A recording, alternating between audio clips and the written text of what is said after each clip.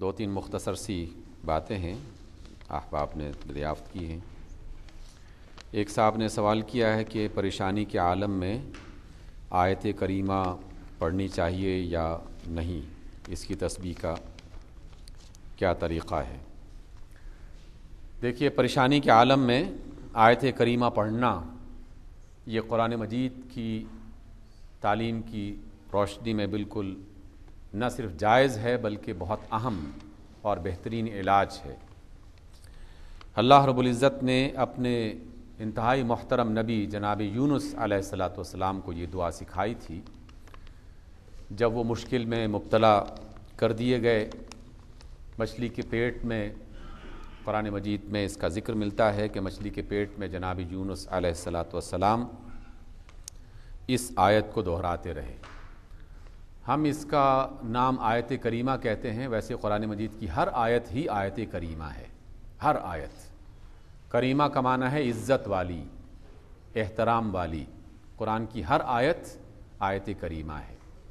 لیکن محض پہچان کے لیے ہم نے اس آیت کا نام آیت کریمہ رکھا ہے۔ بڑی عزت والی آیت ہے۔ یہ آیت ہے کیا؟ اللہ رب العزت کی توحید کا اعلان اور اپنے گناہ کا اعتراف، اپنی خطا کا، کمزوری کا اعتراف کہ اللہ میں اپنے اوپر ظلم کرنے والا ہوں اور مجھ سے اپنے اوپر کوئی زیادتی ہو گئی ہے، مجھ سے نقصان ہوا ہے، میں ہی خطا کار ہوں، لیکن تیرے سوا کوئی عبادت کے لائق نہیں ہے۔ یہ جملہ جو ہے بذات خود ایسا خوبصورت اسلوب ہے دعا کا کہ جس میں دعا مانگی بھی نہیں گئی اور دعا ہو بھی گئی، جس میں کچھ طلب کیا بھی نہیں اور سب کچھ طلب کر بھی لیا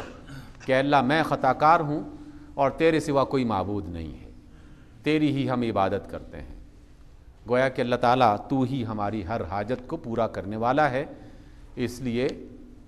انورٹڈ کاماز میں یہ بات آ جاتی ہے خود بخود کہ اللہ تعالیٰ ہماری حاجتوں کو پورا فرما اور ہماری مشکلات کو آسان فرما۔ اس لیے جب بھی کوئی شخص کسی مشکل میں ہو تو اسے لا الہ الا انت سبحانک انی کنت من الظالمین، لا الہ الا انت، کوئی الہ نہیں سوائے تیرے، سبحانک، تو ہر عیب، ہر خامی، ہر خطا سے پاک ہے، انی کنت من الظالمین، مجھ سے ہی ظلم ہو گیا ہے، مجھ سے ہی زیادتی ہو گئی ہے۔ اس وجہ سے اس دعا کو ضرور پڑھنا چاہیے، کثرت سے پڑھنا چاہیے۔ کم از کم 40 مرتبہ اس کا ورد کرنا پسند کیا گیا ہے، لیکن اس سے زیادہ جتنا بھی کوئی شخص پڑھنا چاہے، ہر نماز کے بعد، صبح اور شام کے وقت، جب بھی انسان کو میسر آئے، چلتے پھرتے۔ لیکن جب بھی کوئی ورد کرے تو ایک خصوصیت سے بات یاد ہمیں ہو جانی چاہیے کہ ہم جو لفظ بھی اپنی زبان سے ادا کریں اس لفظ کا معنی ضرور سمجھیں۔ اگر آپ اس لفظ کا معنی سمجھ کر اس کو ادا کریں گے تو آپ خود محسوس کریں گے کہ اس ذکر میں اور اس تسبیح میں اور اس دعا میں ایک نئی لذت اور ایک نئی تاثیر اس میں پڑ جاتی ہے۔ کیونکہ جب آدمی کوئی لفظ اپنی زبان سے ادا کر رہا ہو اور اس کا معنی بھی اس کے ذہن میں آ رہا ہو تو یقیناً اس کا دل، دماغ، سب کچھ اس دعا کے ساتھ شریک ہو جاتا ہے، اس میں شامل ہو جاتا ہے۔ اور اگر اسے معنی نہیں آ رہا ہوتا تو وہ محض لفظ بعض اوقات زبان سے نکل رہے ہوتے ہیں اور انسان کی توجہ اور خیال کہیں اور پہنچ جاتا ہے۔ تو اپنی توجہ کو اس دعا کے ساتھ جوڑنے کے لیے اس کے معنی پر غور کرنا چاہیے، کیونکہ رسول اللہ صلی اللہ علیہ وسلم کا فرمان ہے کہ میں غافل دل کی دعا قبول نہیں کرتا۔ غافل دل کی دعا قبول نہیں کرتا کا مطلب یہ ہے کہ زبان سے لفظ نکل رہے ہیں سبحان اللہ، الحمدللہ، اللہ اکبر، اور دماغ کہیں اور ہے، ذہن کہیں اور ہے، باتیں کچھ اور سوچی جا رہی ہیں۔ اس وجہ سے جب ذکر کیا جائے، چاہے تھوڑا کیا جائے لیکن سوچ سمجھ کر کیا جائے تو اس کی افادیت بہت بڑھ جاتی ہے۔ دوسرا سوال ایک صاحب نے کیا کہ یہ لوگ جو جادو کرتے ہیں اور لوگوں کو پریشانیوں میں، تکلیفوں میں مبتلا کرتے ہیں، ان کے ساتھ کیسا سلوک کرنا چاہیے؟ پہلی بات یہ ہے کہ اگر یہ بات کنفرم ہو جاتی ہے کہ فلاں شخص جادو کر رہا ہے یا جادو کرتا ہے تو اسے یہ بات سمجھانی چاہیے کہ وہ ایک بہت بڑا گناہ کر رہا ہے، اتنا بڑا اور کبیرہ گناہ کہ جو رسول اللہ صلی اللہ علیہ وسلم کے فرمان کے مطابق قیامت کے روز عرش الہی کے سائے سے اسے محروم کر دیا جائے گا۔ جن 7 قسم کے افراد کو قیامت کے روز عرش الہی کے سائے سے محروم کیا جائے گا، ان میں سے ایک شخص جادوگر بھی ہوگا۔ تو ہر جادو کرنے والا اتنی بڑی عظیم الشان نعمت سے قیامت کے روز اگر محروم کر دیا جائے تو یہ کتنا بڑا خسارہ ہے، اور یہ کبیرہ گناہوں میں سے ایک گناہ ہے، کبیرہ بڑے گناہوں میں سے ایک گناہ ہے۔ اور اگر اس کی بنا پر کسی شخص کو تکلیف پہنچے گی تو یہ کبھی نہ معاف ہونے والا گناہ بن جاتا ہے، جب تک کہ وہ تکلیف میں مبتلا شخص خود معاف نہیں کر دیتا۔ جس کو کسی شخص نے جادو کے ذریعے سے مصیبت میں، مشکل میں ڈالا ہے، اگر وہ شخص خود معاف نہیں کرتا اس وقت تک اس کا گناہ دھلے گا نہیں، صرف توبہ کرنے سے۔ اس وجہ سے جو لوگ بھی ایسا کام کرتے ہیں انہیں اس کام سے باز آنا چاہیے، اور جن لوگوں کو پتہ چل جائے انہیں سمجھانا چاہیے کہ یہ بہت بڑی زیادتی ہے، اس سے اپنے آپ کو بچا کے رکھا جائے۔ اور اگر کوئی شخص اس میں مبتلا ہو جائے تو جیسے کئی بار پہلے ذکر ہو چکا ہے، اس کا علاج یقیناً معوذتین کی شکل میں قل اعوذ برب الفلق، قل اعوذ برب الناس، سورۃ فاتحہ، آیت الکرسی اور درود شریف، یہ 4-5 چیزیں ہیں جس کا مستقل طور پر انسان ورد کرتا رہے اور اپنے اوپر دم کرتا رہے تو اللہ تعالیٰ اس شر سے اسے محفوظ رکھیں گے،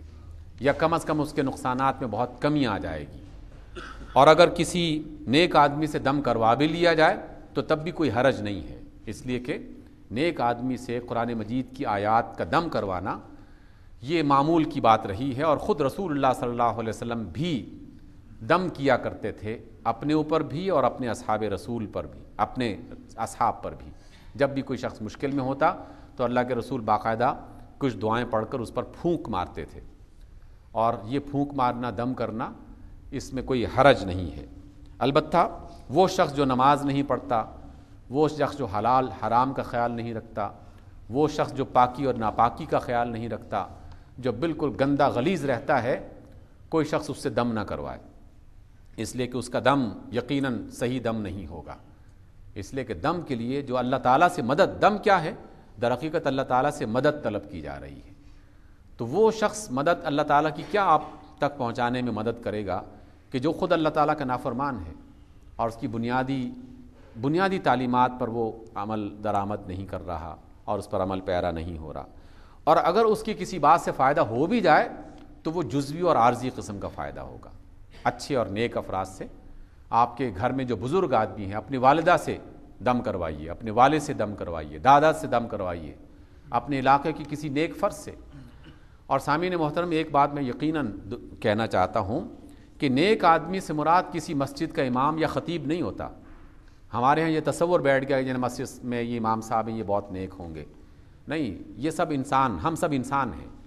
اور ہم میں سے نہ جانے اللہ تعالیٰ کس کی بات کب سن لے، اس لیے ہم میں سے ہر شخص جو حلال حرام کی تمیز رکھتا ہے، اللہ تعالیٰ کی فرائض پر عمل کرتا ہے، کوئی بھی شخص جو ہے وہ کسی موقع پر ایسی بات کہہ سکتا ہے کہ اللہ تعالیٰ اس کی بات کو رد نہ کرے۔ اس لیے کسی بھی بزرگ آدمی سے، اور بزرگ عمر میں ہو، تقوی میں ہو، نیکی اور پرہیزگاری میں ہو، ایک ایماندار تاجر، ایک ایماندار کام کرنے والا میکینک، ایک ایماندار کام کرنے والا دفتر کا ملازم، حتیٰ کہ وہاں کا چوکیدار بھی بعض اوقات اللہ تعالیٰ کے ہاں اتنا محترم سمجھا جاتا ہے۔